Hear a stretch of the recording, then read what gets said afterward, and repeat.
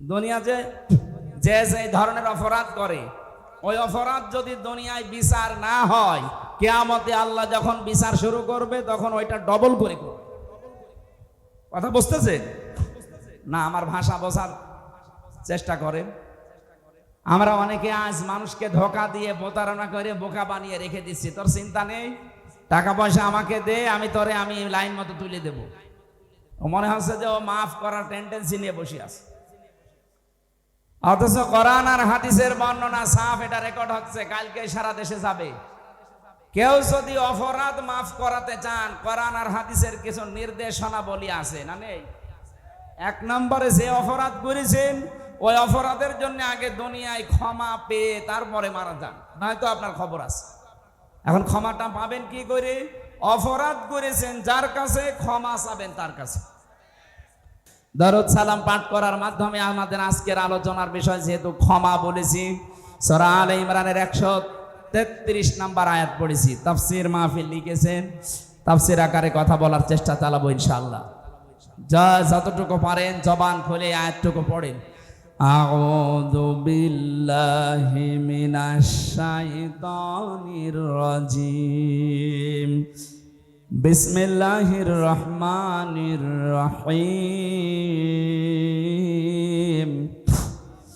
ওয়াসারিউ ইলা মাগফিরাতিম মির রাব্বিকুম ওয়া জান্নাতিন আরদুহাস সামাওয়াতু ওয়াল আরদ উইদ্দাত লিল মুত্তাকিন। আল্লাহ পাক বলেন, হে পৃথিবীর মানুষেরা, তোমরা সকলে মিলে দৌড়াও। ওয়াসারিউ বহু বচন, একজন দুইজন না, সবাই মিলে দৌড়ানো আরম্ভ করো। ইলা মাগফিরাতিম মির রাব্বিকুম, তোমাদের রবের ক্ষমার দিকে। কারণ ক্ষমা করার একচ্ছত্র মালিকানা যেটা আল্লাহর সাথে সম্পৃক্ত, ওইটা আল্লাহর। এখানে দুইটা বিষয় পাওয়া যাচ্ছে। এই এদিকে তাকান। কেউ যদি মাপ পেতে চায়, বিষয় দুইটা, একটা হক্কুল ইবাদ আর একটা হক্কুল্লাহ। আপনি আল্লাহর সাথে কোনো দোষ যদি করে থাকেন, তার কাছে মাপ চাবেন। নামাজ পড়েননি, রোজা রাখেননি, হজ করেননি, এই বিষয়গুলো আমার আল্লাহর সাথে সম্পর্কিত। যদি এগুলো কেউ দুনিয়ায় না করে থাকে, সে যেন অবশ্যই আল্লাহর কাছে ক্ষমা চায়। উনি ইচ্ছা করলে মাফ করবে, ইচ্ছা করলে শাস্তিও দিতে পারে। কিন্তু যে বিষয়টা বান্দার সাথে জড়িত, এটা আমার আল্লাহ মাফ করবেন না ওই বান্দা যতক্ষণ ক্ষমা না করেন। এই জন্য যারা মানুষের উপরে জুলুম করেছেন, তাদের অধিকার নষ্ট করেছেন, আগে তাদের কাছে যেয়ে স্বীকার করবেন, মাফ চাবেন, ক্ষমা চাবেন। আর আমার ভয় লাগে এই কারণে, 15.5 বছর যাদের উপর জুলুম, অত্যাচার, নির্যাতন করেছেন, তাদের অনেকেই কিন্তু 15.5 বছরে কবরে চলে গেছে। কথা বলেন না কেন? আপনি এখন তাদের কাছে মাফ চাবেন কি করে? এই জন্য আপনি জালেম, আপনার সব শেষ, দুনিয়া আখিরাত আপনি হারিয়ে ফেলেছেন। অন্তত এইরকম পর্যায়ে আমরা যারা নেই, তারা এখন মাফ চাওয়ার জন্য, ক্ষমা চাওয়ার জন্য আল্লাহর দিকে দৌড়াচ্ছি। কম বেশি যদি এরকম আমাদের জীবনে কিছু হয়েও থাকে, অন্তত যারা বেশি আছে আপনি তাদের কাছে যে মাফ চেয়ে নেবেন। হ্যাঁ, বাপ হিসাবে যদি সন্তানের উপরে জুলুম করে থাকেন, অনেক বাবা আছে হজ করতে যাওয়ার আগে ছেলের নামে ভালো ভালো সম্পদ লিখে দেয়, আর মেয়েকে বলে, মা তোর জন্য আমি দোয়া করে দেব কাবা ঘর ধরে। আপনার জীবনও হজ কবুল হবে না, কারণ আপনি এই মেয়েটার হক নষ্ট করে হজে যাচ্ছেন। আগে তার জমি ফেরত দেন, টাকা দিয়ে দেন, এরপরে দোয়া করেন। কথা বলেন না কেন? আমাকে ধরার পরে আমার বাবার কাছ থেকে বলেছিল 10 দিন রিমান্ড দিয়েছে আদালত, ছেলেকে যদি বাঁচাতে চান তাহলে 10 লাখ টাকা তাড়াতাড়ি নিয়ে আসেন। আমার বাবা গ্রাম্য মানুষ, তাড়াতাড়ি করে ভয়ের চোটে 8 লাখ সঙ্গে সঙ্গে যেভাবে হোক ধার কর্জ করে দিয়েছিল। বলেছিল টাকা যদি বাকিটা আর 2 দিনের ভেতরে না দেন 50টা মামলা দেব। বাবা কথা ঠিক রেখেছিল বাকি টাকা দিয়ে, কিন্তু ওই শয়তানরা কথা ঠিক রাখে না, পরের দিন আবার মামলা দিয়েছে। আপনি এরকম জুলুম করতে পারলেন, অথচ নিজে নিজেই মাঝে মাঝে আমারে বলতো, হুজুর আপনাদের কোনো দোষ নেই, এটা আমরা জানি, আপনি যে কোনো কিছুর সাথে জড়িত না এই মামলার, তাও আমরা জানি, তাহলে আপনি এরকম করেন কেন? 11 ঘন্টা আমারে টাঙিয়ে রাখলেন, আমার চোখে কালো কাপড় দিয়ে বেঁধে, হাত পেছনে দিয়ে টাইট করে সেই শিকল দিয়ে বাঁধা, মাথায় ডান্ডা বেড়ি লাগানো, দড়ি দিয়ে টাঙিয়ে রেখেছে রডের সাথে 11 ঘন্টা। দুপুর 2টায় নিয়ে গেছে, রাত 11:30টায় নিয়ে আসতেছে। 4 ওয়াক্ত নামাজ আমি এমনি আন্দাজে পড়েছি, আমি জানি না যে এখন দিন না রাত মাটির নিচে। আপনি এরকম করতে পারলেন, এখন যদি বলেন আস্তাগফিরুল্লাহ হুজুর মাফ করে দিন, আগে ওই টাকা ফেরত দিন। এরপরে 11 ঘন্টা আমি আপনাকে টাঙাবো, দেখেন কেমন লাগে, তারপরে আপনার মাফ হবে। এই জন্য বান্দার সাথে যে বিষয়গুলো সম্পৃক্ত, আল্লাহর কসম করে বলছি আপনার মাফ হবে না যতক্ষণ পর্যন্ত ওই বান্দা আপনাকে ক্ষমা না করবে। আমরা যারা এরকম অপরাধের সাথে জড়িত না, তাদেরকে আল্লাহ ডাক দিচ্ছেন, এই দৌড়া ইলা মাগফিরাতিম মির রাব্বিকুম, তোর রবের ক্ষমার দিকে দৌড়া। যেই মানুষটা আল্লাহর ক্ষমা পেয়ে জাহান্নাম থেকে বেঁচে জান্নাতি হয়ে গেল, এই মানুষটার জীবন আসল সফল। ফামান যুহজিহা আনিন নার ওয়া উদখিলাল জান্নাতা ফাকাদ ফাজ।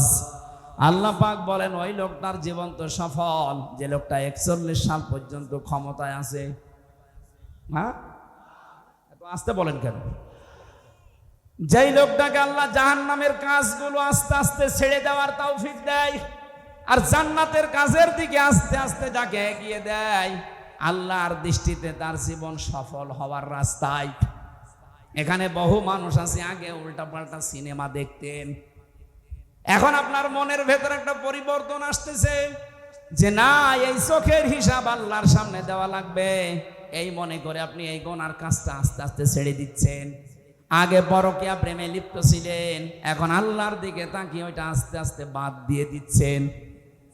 যত অন্যায় কাজ আছে দুনিয়ায়, বিবেক বহির্ভূত কাজ আছে, শরীয়ত বিরোধী কাজ আছে, এগুলো যদি আল্লাহকে দিকে তাকিয়ে সাক্ষী রেখে আজকে একটা ছেড়ে দেন, আর জান্নাতে যাওয়ার যে কাজগুলো আছে, মানবতার সেবা, শরীয়তের বিধানগুলো পালন করা, এগুলো যদি আস্তে আস্তে কেউ এগিয়ে যেতে পারে, আল্লাহর কোরআন বলছে তার জীবন সফল হওয়ার রাস্তায়। আপনি এবার নিজের সাথে দিয়ে মিলান যে আপনি আসলে এই রাস্তায় আছেন কিনা।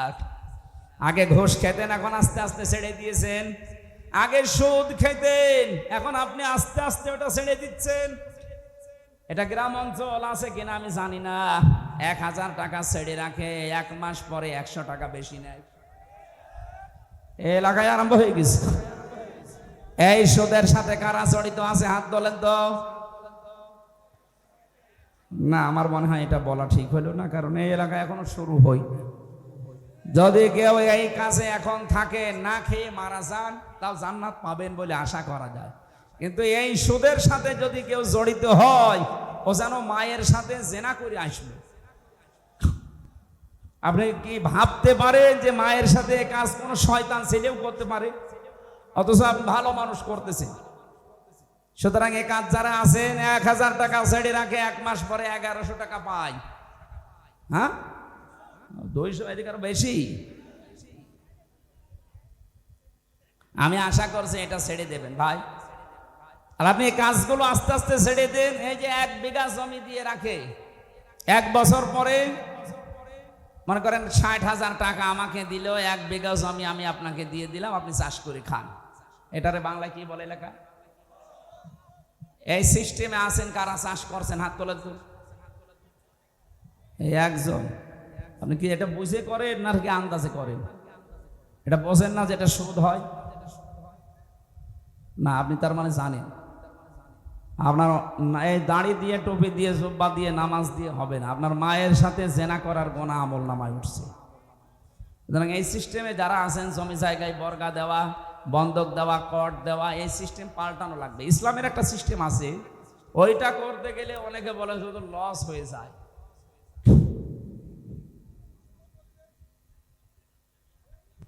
না, আমি 1 বিঘা জমি আপনার কাছ থেকে নিলাম, টাকা আমি দিয়ে দিলাম, যখন আপনি টাকা ফেরত দেবেন আমারে, মনে করেন এই 60,000 বললাম, তখন আপনি হয়তো 5-7,000 10,000 টাকা আপনাকে 1 বছর 2 বছর 3 বছর যা করে খাবেন, এরপরে নেওয়ার সময় টাকাটা কম নেওয়া লাগবে।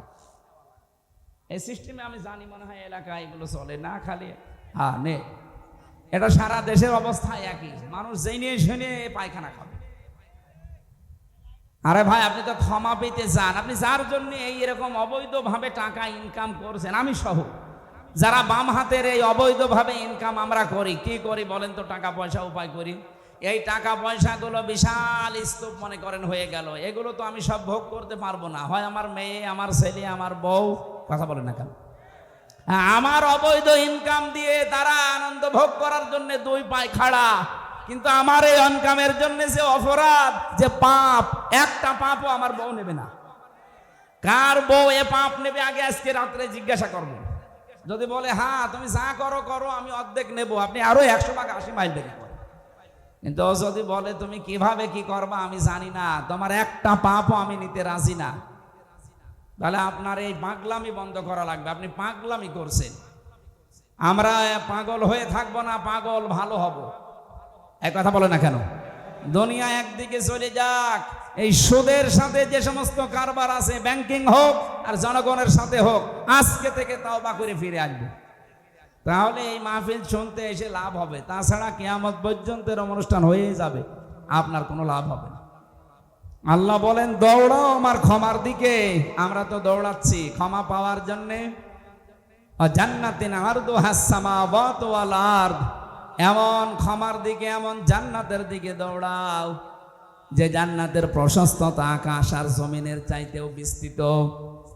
এটা যদি আমরা মনে প্রাণে বিশ্বাস করতাম যে আল্লাহ আমাদের জন্য একটা বিশাল বাগান বানিয়ে রেখেছে, আমি সত্যিই যদি দৌড়ি ওই বাগানে পৌঁছাতে চাই, তাহলে আমার এই ক্ষমা দুনিয়ায় পেয়ে তারপরে দেওয়া লাগবে। এই জন্য আমাদের সব সময় টেনশন চিন্তায় থাকা দরকার, আল্লাহ আমি মাপ পেয়েছি তো। যে মানুষগুলোর এই চিন্তা ছিল, এই মানুষগুলোর জীবনের দিকে একটু তাকা। নবীদের কাছে একজন যুবতী মহিলা এসেছে, ডাক দিয়ে বলে হে রাসূল, আমি জেনা করে ফেলেছি, এরপরে আমি গর্ভবতী হয়ে গেছি। নবীজি বললেন এই কথা কাউকে বলবা না, যাও চলে যাও।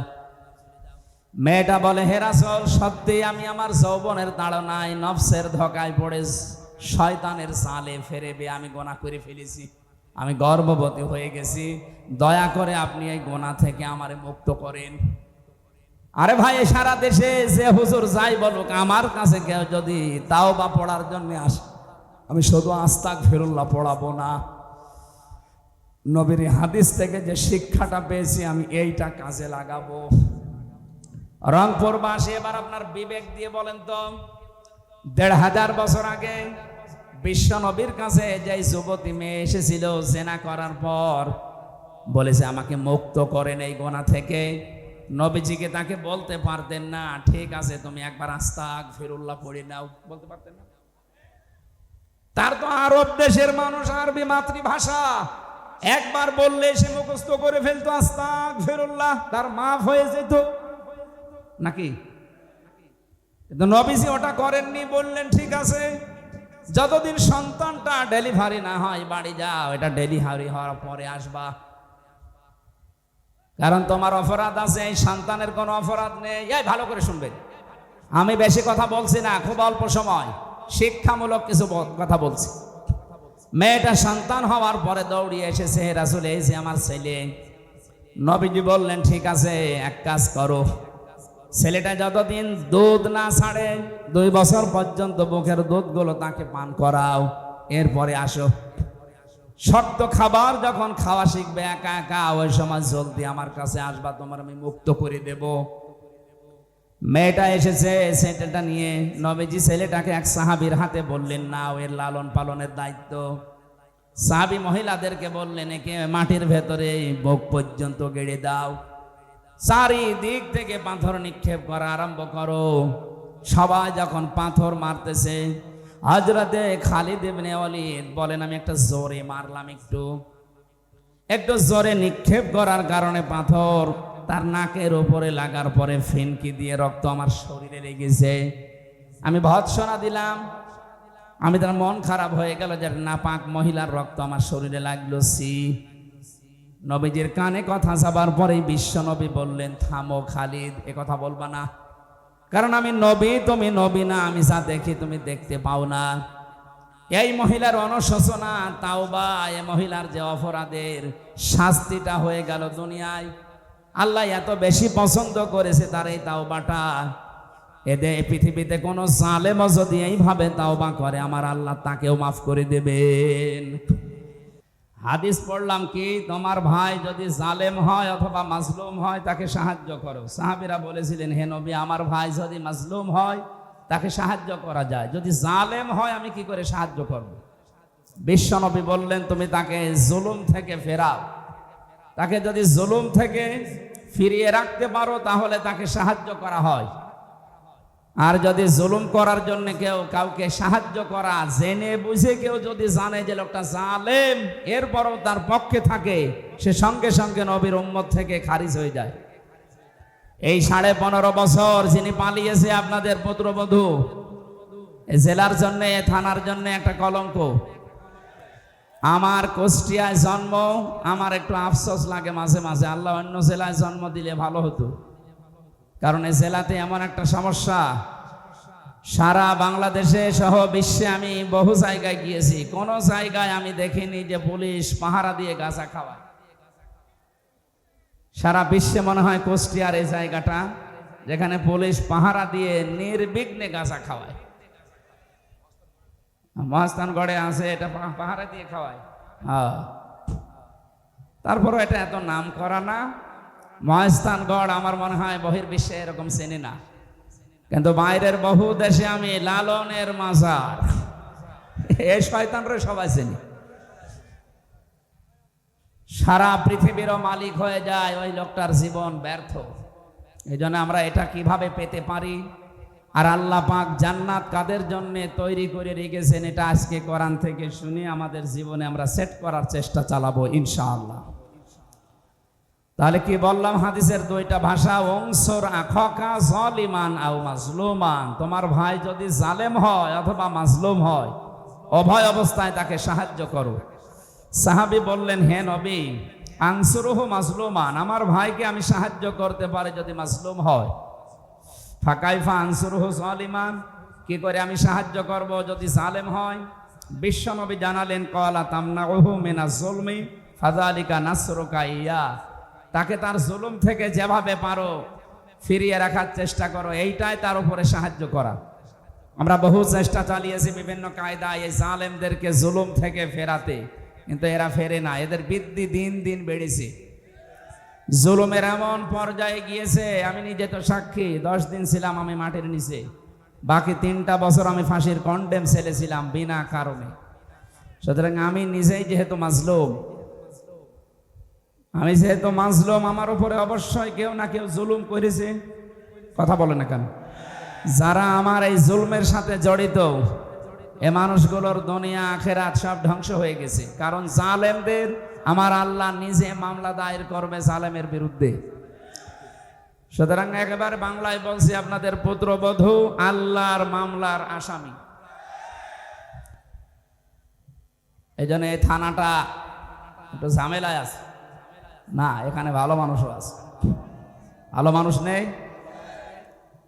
সুতরাং যে মানুষগুলো জুলুম করেছিলেন আপনি সব ধ্বংস করে ফেলেছেন, দুনিয়াতে আপনি শেষ।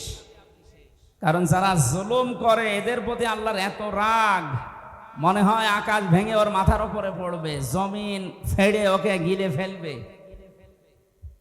কোরআনে কারিমে সূরা 25 নম্বর পারার 6 নম্বর পৃষ্ঠার 13 নম্বর লাইনে আছে, 42 নম্বর আয়াত। আল্লাহ বলেন, ইন্নামাস সাবিলু আলাল্লাযীনা ইয়াজলিমুনান নাস, আমি নিজে জালেমদের বিরুদ্ধে মামলা দায়ের করব। সুতরাং আয়না ঘরের সাথে যারা জড়িত ছিল, গুমের সাথে যারা জড়িত ছিল, উনি 1500 বলেছে না, 3732 জন হত্যা হয়েছে আগস্টের 5 তারিখের আগ পর্যন্ত। এটা সরকারি জরিপ। আর 2780 জন এখনো হাসপাতালের বেডে কাতরাচ্ছে।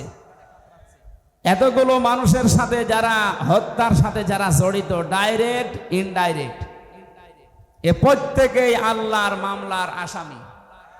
সবচাইতে বড় আসামি উনি, যিনি 2006 সালে লগি বইটা নিয়ে সারা দেশ থেকে মানুষকে নিয়ে এই অক্টোবর মাসের 28 তারিখে 11 জন মানুষকে পিটিয়ে হত্যা করার পরে লাশের উপরে ড্যান্স দিয়েছে। পৃথিবীর বহু ইতিহাস পড়েছি, কিন্তু এই যে কি ইতিহাস তৈরি করে গেল, আমার মনে হয় 1000 বছর পরে এই ইতিহাস মানুষ শোনার পরে শিউরে উঠবে। আইএমএ জাহিলিয়াতের কথা শুধু পড়েছি, কিন্তু আওয়ামী জাহিলিয়াতের কথা আমরা দেখলাম। 1500 বছর আগে ছিল এটা আইএমএ জাহিলিয়াত, আরে 15.5 বছর যারা ছিল ওরা তৈরি করেছিল আওয়ামী জাহিলিয়াত। শব্দ প্রায় একই না? না, ওইটার চাইটা এটা ভয়ঙ্কর। ওই সময় 11 দফা কর্মসূচি নিয়েছিল মুশরিকরা, আর এই 15.5 বছরে 13 দফা কর্মসূচি নিয়েছিল এই যে নামধারী আপনাদের উনি। এই জন্য ওই আগে যে 1500 বছর আগে মুশরিক, আমার মনে হয় ওরা থাকলে এখন ওরা গালি খেত না, গালি খেত উনি, কারণ ওনার চাইতে 2 কাঠি উপরে। এই জন্য মাজলুমদেরকে বহু চেষ্টা চালিয়েছিলাম ফেরানোর, এরা ফেরে নাই। এখন যদি এদেরকে সাহায্য করতে হয়, এদের এই অপরাধগুলো মাফ করানো লাগবে, নয়তো সাহায্য করার কোনো বুদ্ধি নেই। যেহেতু ওরা আল্লাহর মামলার আসামি, বাদী যত বড় হয় মামলা তত জটিল হয়। সাইফুল ভাই বলছিলেন না, আমি 3টা বছর জেলে ছিলাম, আমার মামলার বাদী যদি উনি হয়তো কবে বের হয়ে চলে আসতাম। মামলার বাদী আপনাদের পুত্রবধূ। এই কারণে আমার 33 বার মামলাটা সিএমএম কোর্ট, জজ কোর্ট, হাইকোর্টে না, হবে না। কেন? আল্লাহর ওলির নিষেধ। উনি যতদিন পর্যন্ত হ্যাঁ না বলবে ততদিন হবে না। কি একটা দেশে ছিলাম বলেন তো। এখান থেকে মুক্ত করার জন্য যে মানুষগুলো এদেশে জীবন দিয়ে গেল, সর্বপ্রথম আবু সাইদ, আল্লাহ যেন তাকে জান্নাতের সুউচ্চ মাকাম দান করে। বিশাল একটা ইস্পিহা দেখিয়েছে।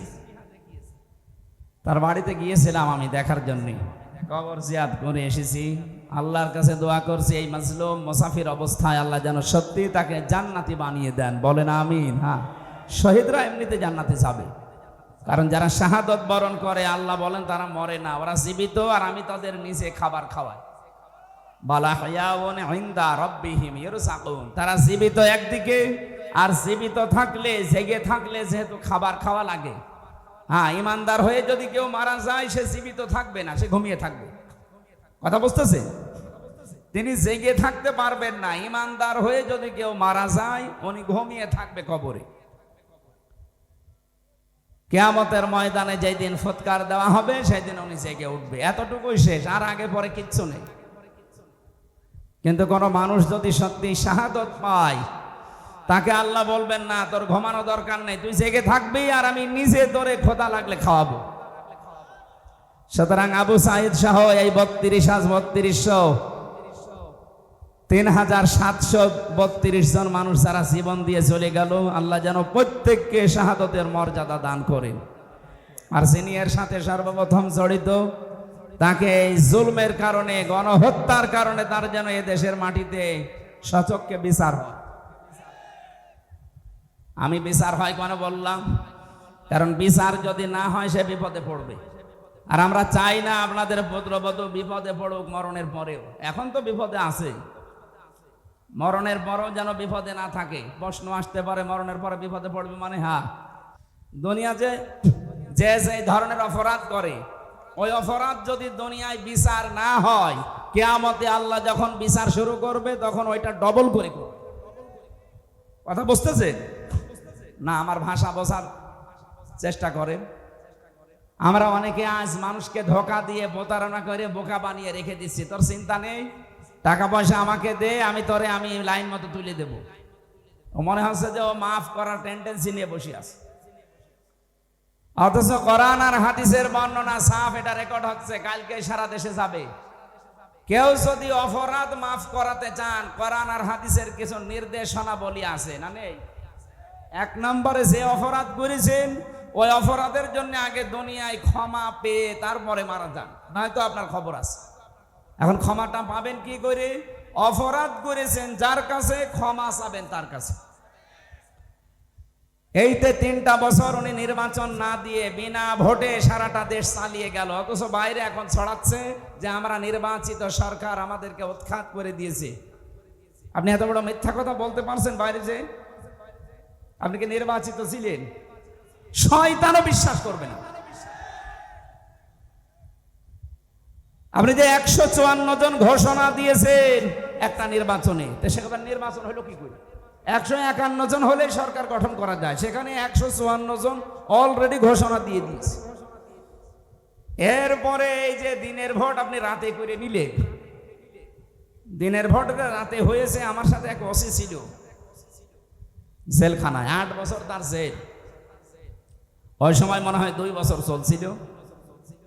আমারে বলছে, হুজুর আমি এই এসেছি, আসার পর আপনি যে তাওবার ব্যাখ্যা আমারে শোনালেন যে তাওবা হচ্ছে অপরাধ যার কাছে ক্ষমা চাওয়া লাগে তার কাছে, কিন্তু আমি তো এতদিন এগুলো বুঝতাম না, আমিও তওবা করেছি।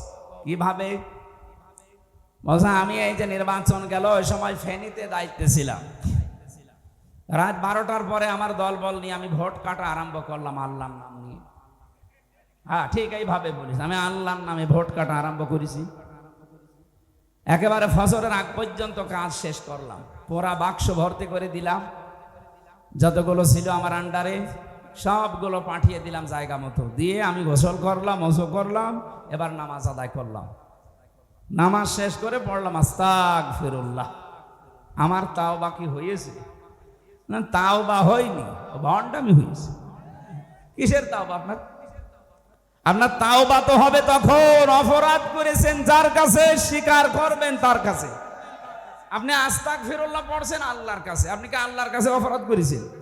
আপনি অপরাধ করলেন ওই আসনে যিনি এমপি দাঁড়াবে, 4 লাখ মানুষ তার আন্ডারে ছিল, তাদের ভোট আপনি কেটে কেটে বাদ দিয়ে দিলেন। সুতরাং আপনাকে মাপ চাওয়া লাগবে ওই 4 লাখ মানুষের কাছে। এই কথা বলেন না কেন? শুধু উনি একা করেছে না আরো কেউ করেছিল? সারা দেশে একই অবস্থা। মরা মানুষেরও ভোট হয়েছিল। চাচা গেছে ভোট দেওয়ার জন্য, যারা ছিল ওই দায়িত্বে, বলছে চাচা আপনি এখন আসলেন, চাচি তো সেই সকালে এসে চলে গেছে। আচ্ছা বাবাজি আপনি বলছেন কি? চাচি 3 বছর আগে মরে গেছে। কি একটা মানে পাগলামি আরম্ভ করেছিল বলেন তো। আর এইটা এখন উনি বাইরে বসে বসে বিদেশি মানুষদেরকে শোনাচ্ছে যে আমরা নির্বাচিত সরকার ছিলাম। এইরকম বেহায়া মানুষ দুনিয়ায় আছে, আমার তো বিশ্বাস হয়নি, তো এখন আমার মনে হচ্ছে। এখান থেকে একটা সূক্ষ্ম ষড়যন্ত্র বের হচ্ছে। আমি ওপেন ভাবে জানাচ্ছি, যারা বাইরে বসে বসে এই ষড়যন্ত্রগুলো করছেন, আমি কয়েকদিন আগে সিঙ্গাপুরে ছিলাম, ওখানে আরো বেশি হচ্ছে, কারণ এই শয়তানগুলো সব পালিয়েছে ওখানে। মানে 100 জনের আমার মনে হয় ওখানে 80 জন পালিয়ে আছে। যেই হোটেলে উঠি দেখি শয়তান একটা নামতেছে। কয়েকটার সাথে আমার সাক্ষাৎ হয়েছিল। আর মালয়েশিয়া কিছু আছে, আর এই যে দাদা বাবুদের দেশে তো একেবারে মন মতো পালিয়েছে। 350 এমপি পালিয়ে যায়, পৃথিবীর ইতিহাস পড়া তো দূরের কথা, আমি শুনিও নি। এমনকি জাতীয় মসজিদের ইমামও পালিয়েছে। আপনি বলেন তো, একটা দেশ কত রসাতলে চলে গেলে জাতীয় মসজিদের ইমামও পালিয়ে যায়। কয়েকদিন আগে জ্বর করার জন্য এসেছিল ইমামতি নিতে, মুসল্লিরা এমন জোতা পিটা করেছে, ও সকালে পরের দিন স্ট্যাটাস দিয়েছে মুসল্লিরা জোতা মেরেছে কিন্তু আমার গায়ে জোতা লাগেনি। কত বড় শয়তান! আপনাদের এই পুত্রবধূ এই জালেমাকে সে উপাধি দিয়েছিল কওমি জননী।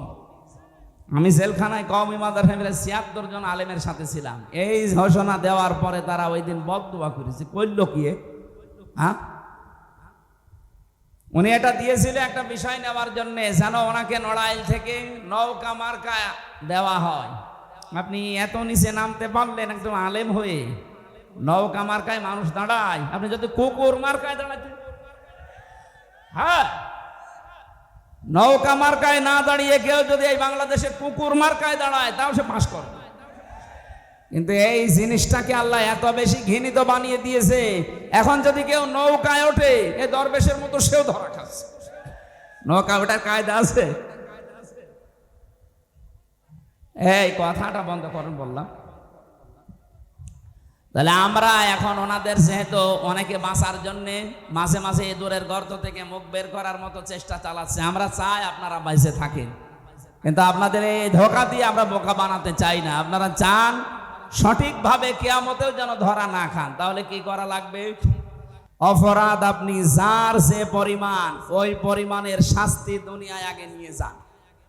এই কথা বললেন না, আমি বানিয়ে বলছি এটা হাদিস। নবীদের কাছে একজন যুবতী মহিলা এসেছে, ডাক দিয়ে বলে, হে রাসূল, আমি জেনা করে ফেলেছি, এরপরে আমি গর্ভবতী হয়ে গেছি। নবীজি বললেন, এই কথা কাউকে বলবা না, যাও চলে যাও। মেয়েটা বলে, হে রাসূল, সত্যি আমি আমার যৌবনের তাড়নায় নফসের ধোঁকায় পড়ে শয়তানের চালে ফেরেবে আমি গুনাহ করে ফেলেছি, আমি গর্ভবতী হয়ে গেছি, দয়া করে আপনি এই গুনাহ থেকে আমারে মুক্ত করেন। আরে ভাই, সারা দেশে যে হুজুর যাই বলুক, আমার কাছে কেউ যদি তাওবা পড়ার জন্য আসে, আমি শুধু আস্তাগফিরুল্লাহ পড়াবো না, নবীর হাদিস থেকে যে শিক্ষাটা পেয়েছি আমি এইটা কাজে লাগাবো। রংপুরবাসী, এবার আপনার বিবেক দিয়ে বলেন তো, ১৫০০ বছর আগে বিশ্ব নবীর কাছে যে যুবতী মেয়ে এসেছিল জেনা করার পর, বলেছে আমাকে মুক্ত করেন এই গুনাহ থেকে, নবীজিকে তাকে বলতে পারতেন না, ঠিক আছে তুমি একবার আস্তাগফিরুল্লাহ পড়ে নাও, বলতে পারতেন না? তার তো আরব দেশের মানুষ, আরবি মাতৃভাষা, একবার বললে সে মুখস্থ করে ফেলতো আস্তাগফিরুল্লাহ, তার মাফ হয়ে যেত নাকি? কিন্তু নবীজি ওটা করেননি, বললেন ঠিক আছে, যতদিন সন্তানটা ডেলিভারি না হয় বাড়ি যাও, এটা ডেলিভারি হওয়ার পরে আসবা, কারণ তোমার অপরাধ আছে, এই সন্তানের কোনো অপরাধ নেই। এই ভালো করে শুনবেন, আমি বেশি কথা বলছি না, খুব অল্প সময় শিক্ষামূলক কিছু কথা বলছি। মেয়েটা সন্তান হওয়ার পরে দৌড়িয়ে এসেছে, হে রাসূল, এই যে আমার ছেলে। নবীজি বললেন ঠিক আছে, এক কাজ করো, ছেলেটা যতদিন দুধ না ছাড়ে 2 বছর পর্যন্ত বুকের দুধগুলো তাকে পান করাও, এরপরে আসো। শক্ত খাবার যখন খাওয়া শিখবে একা একা, ওই সময় জলদি আমার কাছে আসবা, তোমার আমি মুক্ত করে দেব। মেয়েটা এসেছে ছেলেটা নিয়ে, নবীজি ছেলেটাকে এক সাহাবীর হাতে বললেন, না এর লালন পালনের দায়িত্ব। সাহাবী মহিলাদেরকে বললেন, একে মাটির ভেতরে বুক পর্যন্ত গেড়ে দাও, চারিদিক থেকে পাথর নিক্ষেপ করা আরম্ভ করো। সবাই যখন পাথর মারতেছে, হযরতে খালিদ ইবনে ওয়ালিদ বলেন, আমি একটা জোরে মারলাম, একটু জোরে নিক্ষেপ করার কারণে পাথর তার নাকের উপরে লাগার পরে ফিনকি দিয়ে রক্ত আমার শরীরে লেগেছে। আমি ভৎসনা দিলাম, আমি তার মন খারাপ হয়ে গেল যে নাপাক মহিলার রক্ত আমার শরীরে লাগলো। নবীজির কানে কথা যাবার পরেই বিশ্ব নবী বললেন, থামো খালিদ, এ কথা বলবা না, কারণ আমি নবী, তুমি নবী না, আমি যা দেখি তুমি দেখতে পাও না। এই মহিলার অনুশোচনা, তাওবা, এই মহিলার যে অপরাধের শাস্তিটা হয়ে গেল দুনিয়ায়, আল্লাহ এত বেশি পছন্দ করেছে তার এই তাওবাটা। এদের পৃথিবীতে কোনো জালেমও যদি এইভাবে তাওবা করে, আমার আল্লাহ তাকেও মাফ করে দেবেন। কি বুঝলেন রংপুরবাসী? এ মহিলা যতটুকু অপরাধ করেছিল, অপরাধের শাস্তি যেটা, সেটা পাওয়ার পর ওনার আস্তাগফিরুল্লাহ কবুল হয়েছে। কথা বলে না কেন? তাহলে এই 15.5 বছরে যারা অপরাধের সাথে জড়িত, বিশেষ করে যারা আয়না ঘরের সাথে জড়িত, এটা যে মানবতার বিরুদ্ধে কত বড় কঠিন কাজ, আপনি না থাকলে বোঝানো যাবে না। আমি 10 দিনে অপারগ হয়ে গেছি। এই যে কঠিন কঠিন রোগ এখন আমার শরীরে, ওই কারণে যারা 10 বছর ছিল, যারা 8 বছর ছিল, কি অমানবিক নির্যাতন তাদের উপরে চলেছে। মাঝে মাঝে যখন বের করে আনতো আমারে, আমি আওয়াজ শুনতাম কান্নার। তাও তো আমার ডিবি অফিসের নিচে যে ঘর, ওখানে ছিলাম।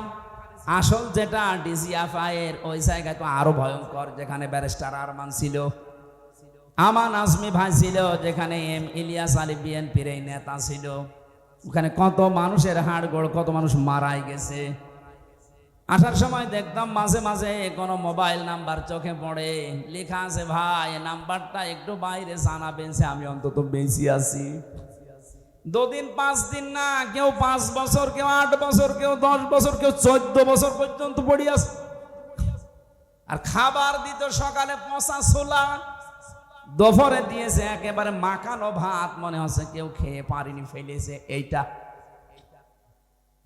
আমার সাথে মুফতি ফখরুল সাহেব ছিলেন জেলখানায়, মাঝে মাঝে আমার শোনাতেন, ভাই ফাঁসির এই কন্ডেম ছেলে আছে, তারপরও আসি মনে হচ্ছে জান্নাতে আসি। এমন জায়গায় আমার রেখেছিল, এই পায়ের ভেতর দিয়ে ভাবে হাত দিয়েছে।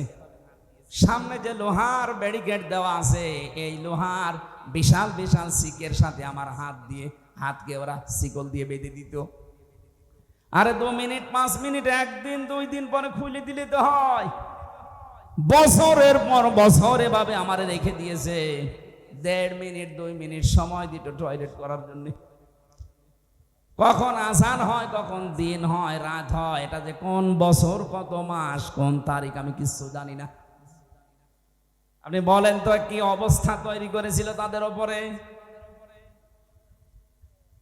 এই জালেম যারা, এর সাথে যারা জড়িত, তারা নাকি 10 দিন 12 দিন 15 দিন পর পর একবার দেখতে যেত। মানুষের এই চিৎকার কান্না আর আর্তনাদ শোনার পরে তারা অট্ট হাসি দিত যে দেখ কেমন লাগে। আমার মনে হয় আল্লাহ পুরা উল্টি এখন ওই জালেমদের উপরে ওইটা চাপিয়ে দিয়েছে। আদালতের দিকে তাকান, এই দালাল সুমন, এই দরবেশ বাবা, এই নওগাঁর একজন ছিল সাধন চন্দ্র মজুমদার, খাদ্যমন্ত্রী ছিল। গত পরশুদিন এক শয়তান ধরা পড়েছে। মৌলভীবাজারে বাড়ি, শহীদ। ও কি পড়িয়েছে সারা জীবন ও জানে আর আল্লাহ জানে। যে লোকটা এত শিক্ষিত হতে পারে, তার বিবেক মরে যায় কি করে। তার বাড়ি থেকে এখন 3 কোটির উপরে টাকা পাওয়া গেছে, বস্তা ভর্তি। দেশের মানুষ না খেয়ে মরে, আর শয়তানদের বাড়িতে বাড়িতে কোটি কোটি টাকা পাওয়া যাচ্ছে। 85 ভরি স্বর্ণ পাওয়া গেছে। একজন বাঁচতে কত টাকা লাগে মানুষের। আমার মনে হয় এদের কোনো বিচার আচার করার দরকার নেই। বাইতুল মোকাররমের সামনে নিয়ে করজ বারাত দিয়ে শেষ করে দেন। কিসের বিচার এদের? দেশটাকে রসাতলে নামিয়ে দিয়েছে, আর এদের আবার বিচার করা লাগছে। যে মানুষগুলো প্রশাসনে অবৈধ স্বরাষ্ট্রমন্ত্রীকে দেখাচ্ছিল যে স্যার একটা গুলি করলে শুধু একটা মরে আর মরে না, এদের আবার বিচার লাগে নাকি? আমাদের বিরুদ্ধে বানানো মামলা দিয়ে যদি 3 বছর জেল খাটাতে পারেন, আপনাদের তো নিজেরা আপনারা সাক্ষী, হাজার হাজার ভিডিও আছে। এর জন্য আবার বিচার করা লাগবে কোন কারণে? আবু সাইদকে যেভাবে মেরেছে ওইভাবে ক্রস ফায়ার দিয়ে শেষ করে দিন, তাহলে তার গোনা মাফ হবে। তাছাড়া কোনো মাফ নেই। ও যদি কিয়ামত পর্যন্ত জেলে থাকে, ওর মাফ হবে না, কারণ ও তো জেলে থাকলে ওই কষ্টটা পাবে না। আবু সাইদের মতো জীবন ওকেও দেওয়া লাগবে। এর সাথে যারা জড়িত, আয়না ঘরের সাথে যারা জড়িত, তারা 8 বছর 10 বছর 14 বছর আগে ওই ঘরে রাখা লাগবে। সুতরাং যারা বিভিন্ন কায়দায় বলছেন আমরা ঢুকে পড়বো, আপনি তো ঢুকে পড়তে পারবেন না। আপনার ধরনের রেডি করা আছে। আর এটাও যদি নাও হয়, এ দুনিয়া শেষ না, এরপরে আরেকটা জগৎ আসছে। এমনি আপনি 8-10 বছর পরে এমনি মরে যাবেন। কথা বলেন না কেন? আমি তো চাই আমার 3 বছরের জন্য আমার এই মামলার সাথে যারা জড়িত প্রত্যেকে যেন এভাবে ফাঁসির কন্ডেম ছেলে 3 বছর থাকে, যোগাযোগ বিচ্ছিন্ন হয়ে। ব্যারিস্টার আরমানের জন্য 8 বছর তারা আয়না ঘরে থাকবে। 8 আর 3 কত হয় বলেন? ব্যারিস্টার আরমানের জন্য 8 বছর, আমান আজমির জন্য 10 বছর, কত হয়? 23। কত? 11 আর 10 কত হয়? 21 বছর আপনি আগে থাকবেন মাটির নিচে, এরপরে আপনারা যা করবেন করবেন। আর আমি জানি 21 বছর হলে আপনি কব্বরে চলে যাবেন। কি কথা বলেন না কেন? আমরা চাচ্ছি আপনাদেরকে বাঁচাতে। আপনারা যখন বাঁচতে চান যে আমাদেরকে বাঁচান, হ্যাঁ, বাঁচানোর যে সিস্টেম কোরআন হাদিস দিয়েছে এইভাবে আসে। এই 15.5 বছর অনেককে ঘরে ঘুমাতে দেননি, তাহলে আপনি 15.5 বছর একটু থেকে দেখেন যে কেমন লাগে। আমাদের আদালতে তোলার সময় বলতো দেখ কেমন লাগে, এখন আমরাও বলি দেখ কেমন লাগে। খাপের খাপ, মমতাজের বাপ। এই কথা বলা যাবে না। হ্যাঁ ছেলে, আমার প্রথম কথা ছিল এইটা যে দুনিয়ায় যারা জালেম তাদের বিরুদ্ধে মামলা দেবে কে? সুতরাং যারা পালিয়েছেন এবং পালিয়ে অনেকে যাচ্ছেন, গোপনে আছেন, জালেম যারা, তারা কিন্তু হামজার মামলার আসামি আর নেই, এখন সরাসরি আল্লাহর মামলার আসামি। আল্লাহর মামলার আসামি ও কি বাঁচতে পারে এরকম কোনো সম্ভাবনা আছে? নেই। আপনার দুনিয়াও শেষ, আখেরাত তো শেষ। আল্লাহু লা ইয়াহদিল কওমাজ জালিমিন। জালেমদের জন্য দোয়া করেও লাভ নেই, কারণ তাদের জন্য দোয়া করলে কবুল হবে না। ইহদি এটা মজারে, আল্লাহ বলেন আমি ওদের হেদায়েত দিচ্ছি না, দেবও না। আল্লাহ আমাদেরকে যেন জালেম হওয়া থেকে বাঁচান। আমরা মজলুম আছি, মাজলুম আল্লাহর কাছে অনেক দামি বিষয়। সারাটা জীবন যেন কম বেশি আমরা মাজলুম থাকি, যেন জালেম না হই। বলেন আমিন। দরুদ সালাম পাঠ করার মাধ্যমে আমাদের আজকের আলোচনার বিষয় যেহেতু ক্ষমা বলেছি, সূরা আলে ইমরানের 133 নম্বর আয়াত পড়েছি। তাফসীর মাহফিল লিখেছেন, তাফসীর আকারে কথা বলার চেষ্টা চালাবো ইনশাআল্লাহ। যতটুকু পারেন জবান খুলে আয়াতটুকু পড়েন। আউযু বিল্লাহি মিনাশ শাইতানির রাজিম। বিসমিল্লাহির রহমানির রহিম। ওয়াসারিউ ইলা মাগফিরাতিম মির রাব্বিকুম ওয়া জান্নাতিন আরদুহাস সামাওয়াতু ওয়াল আরদ উইদ্দাত লিল মুত্তাকিন। আল্লাহ পাক বলেন, হে পৃথিবীর মানুষেরা, তোমরা সকলে মিলে দৌড়াও। ওয়াসারিউ বহু বচন, একজন দুইজন না, সবাই মিলে দৌড়ানো আরম্ভ করো। ইলা মাগফিরাতিম মির রাব্বিকুম, তোমাদের রবের ক্ষমার দিকে। কারণ ক্ষমা করার একচ্ছত্র মালিকানা যেটা আল্লাহর সাথে সম্পৃক্ত, ওইটা আল্লাহর। এখানে দুইটা বিষয় পাওয়া যাচ্ছে। এই এদিকে তাকান। কেউ যদি মাপ পেতে চায়, বিষয় দুইটা, একটা হক্কুল ইবাদ আর একটা হক্কুল্লাহ। আপনি আল্লাহর সাথে কোনো দোষ যদি করে থাকেন, তার কাছে মাপ চাবেন। নামাজ পড়েননি, রোজা রাখেননি, হজ করেননি, এই বিষয়গুলো আমার আল্লাহর সাথে সম্পর্কিত। যদি এগুলো কেউ দুনিয়ায় না করে থাকে, সে যেন অবশ্যই আল্লাহর কাছে ক্ষমা চায়। উনি ইচ্ছা করলে মাফ করবে, ইচ্ছা করলে শাস্তিও দিতে পারে। কিন্তু যে বিষয়টা বান্দার সাথে জড়িত, এটা আমার আল্লাহ মাফ করবেন না ওই বান্দা যতক্ষণ ক্ষমা না করেন। এই জন্য যারা মানুষের উপরে জুলুম করেছেন, তাদের অধিকার নষ্ট করেছেন, আগে তাদের কাছে যেয়ে স্বীকার করবেন, মাফ চাবেন, ক্ষমা চাবেন। আর আমার ভয় লাগে এই কারণে, 15.5 বছর যাদের উপর জুলুম, অত্যাচার, নির্যাতন করেছেন, তাদের অনেকেই কিন্তু 15.5 বছরে কবরে চলে গেছে। কথা বলেন না কেন? আপনি এখন তাদের কাছে মাফ চাবেন কি করে? এই জন্য আপনি জালেম, আপনার সব শেষ, দুনিয়া আখেরাত আপনি হারিয়ে ফেলেছেন। অন্তত এইরকম পর্যায়ে আমরা যারা নেই, তারা এখন মাফ চাওয়ার জন্য, ক্ষমা চাওয়ার জন্য আল্লাহর দিকে দৌড়াচ্ছি। কম বেশি যদি এরকম আমাদের জীবনে কিছু হয়েও থাকে, অন্তত যারা বেশি আছে আপনি তাদের কাছে যে মাফ চেয়ে নেবেন। হ্যাঁ, বাপ হিসাবে যদি সন্তানের উপরে জুলুম করে থাকেন, অনেক বাবা আছে হজ করতে যাওয়ার আগে ছেলের নামে ভালো ভালো সম্পদ লিখে দেয়, আর মেয়েকে বলে, মা তোর জন্য আমি দোয়া করে দেব কাবা ঘর ধরে। আপনার জীবনও হজ কবুল হবে না, কারণ আপনি এই মেয়েটার হক নষ্ট করে হজে যাচ্ছেন। আগে তার জমি ফেরত দেন, টাকা দিয়ে দেন, এরপরে দোয়া করেন। কথা বলেন না কেন?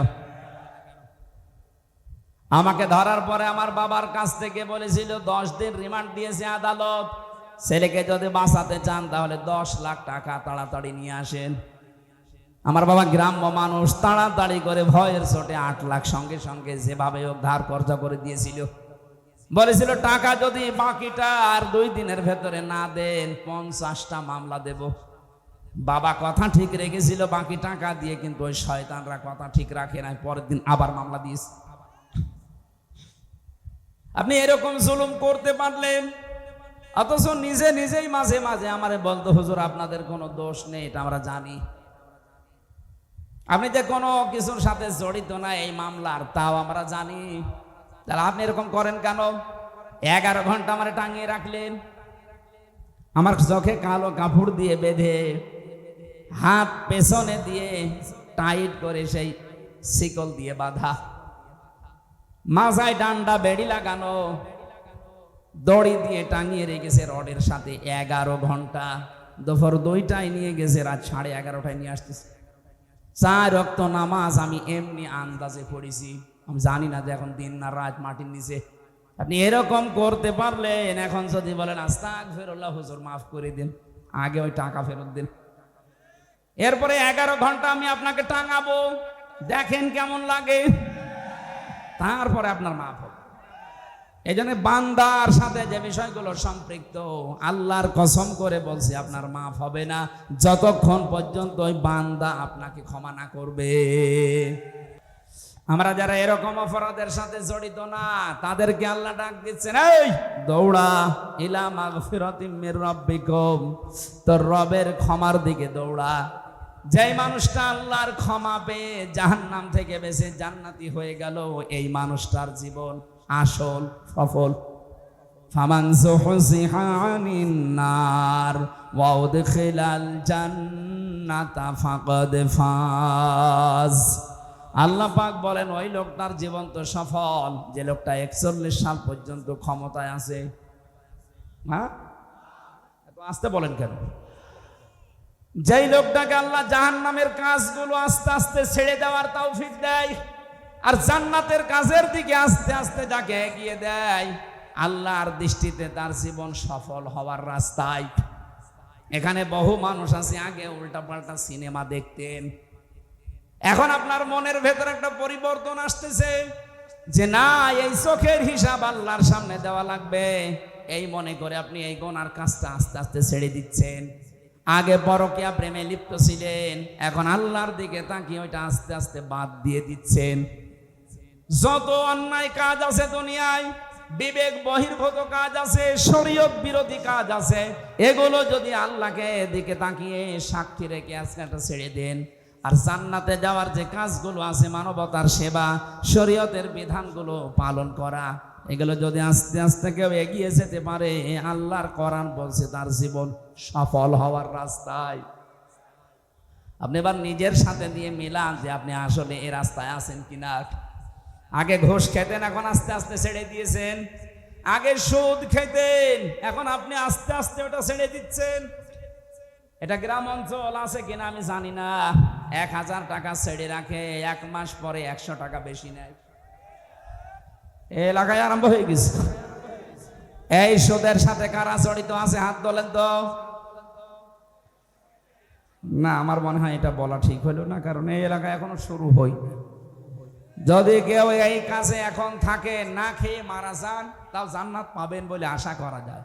কিন্তু এই সুদের সাথে যদি কেউ জড়িত হয়, ও যেন মায়ের সাথে জেনা করে আসবে। আপনি কি ভাবতে পারেন যে মায়ের সাথে কাজ কোনো শয়তান ছেলেও করতে পারে? অথচ আপনি ভালো মানুষ করতেছেন। সুতরাং এই কাজ যারা আছেন, 1000 টাকা ছেড়ে রাখে, 1 মাস পরে 1100 টাকা পায়। হ্যাঁ, 200 এদিকে আরো বেশি।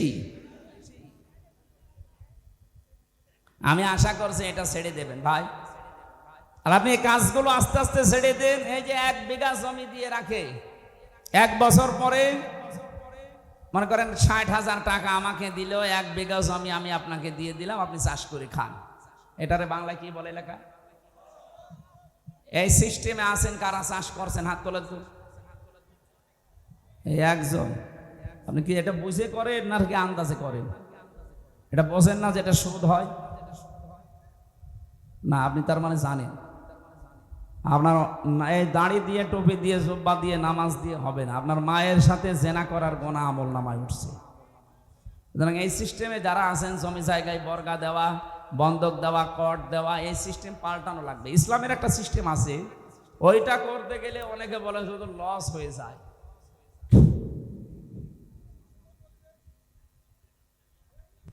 না, আমি 1 বিঘা জমি আপনার কাছ থেকে নিলাম, টাকা আমি দিয়ে দিলাম। যখন আপনি টাকা ফেরত দেবেন আমারে, মনে করেন এই 60,000 বললাম, তখন আপনি হয়তো 5-7 হাজার 10,000 টাকা আপনাকে 1 বছর 2 বছর 3 বছর যা করে খাবেন, এরপরে নেওয়ার সময় টাকাটা কম নেওয়া লাগবে।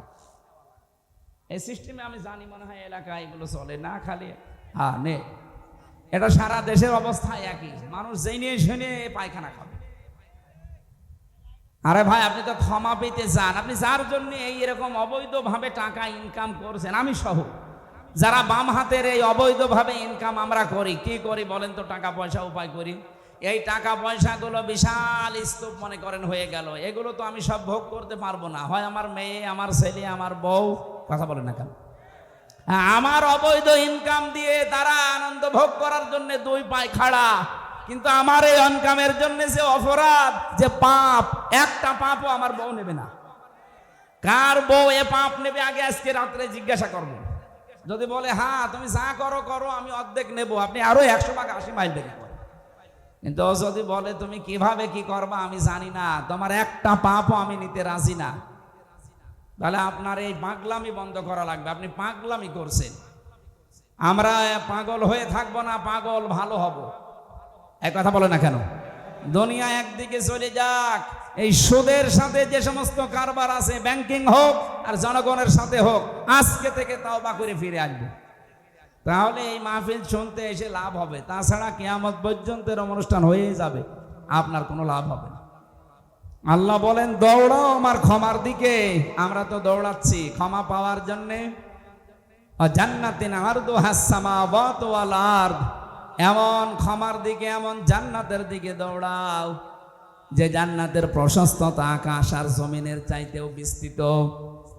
এটা যদি আমরা মনে প্রাণে বিশ্বাস করতাম যে আল্লাহ আমাদের জন্য একটা বিশাল বাগান বানিয়ে রেখেছে, আমি সত্যিই যদি দৌড়ি ওই বাগানে পৌঁছাতে চাই, তাহলে আমার এই ক্ষমা দুনিয়ায় পেয়ে তারপরে দেওয়া লাগবে।